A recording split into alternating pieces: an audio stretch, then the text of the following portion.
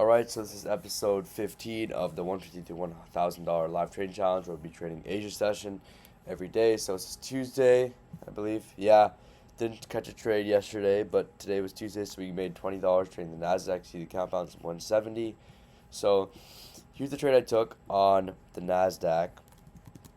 It was basically kind of a trade which I wanted to focus on just like high time frame draws and such. So first off, coming into the day for Asia session, we had this 4 hour. We're in this 4 hour bullish rally gap.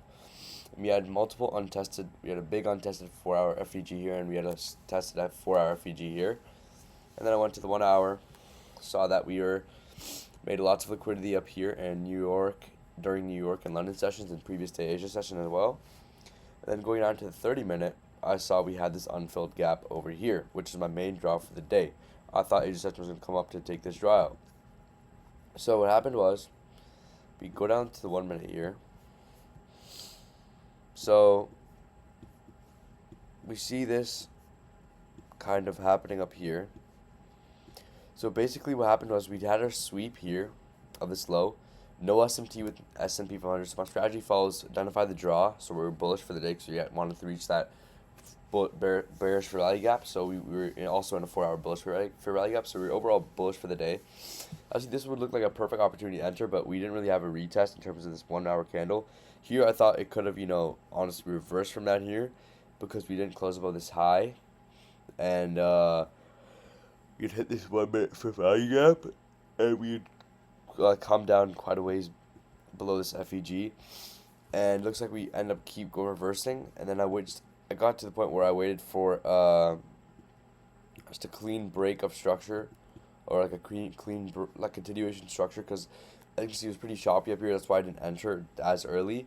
But I wanted to enter longs, and my idea was just like, what if I just enter longs? Because I know truly believe it's gonna hit my high time frame draw, which is a 30 minute for rally gap. So what if I just enter longs, put a conservative stop loss, and wait for it to hit longs? So that's exactly what I did. I entered a little late to the move, I do admit, but I'm not saying I should enter down here whatsoever, because that wasn't my entry model. Maybe like a little up here if I knew it was going to take a continuation trade. Maybe a little before around here, but entered a little late, but it's fine. We entered, we held, we ended up, getting stuck in consolidation, but we eventually came up and hit that draw. So overall, it's not a traditional trade I would take my model, but it makes sense in a way where I'm targeting my draw for the day. So it just makes sense for me to buy. I think this is something I have to approach with trading Asia session. Asia session is very unpredictable, very difficult. I have to still develop a proper strategy for it. Before, my strategy was just identify your draw, your bias.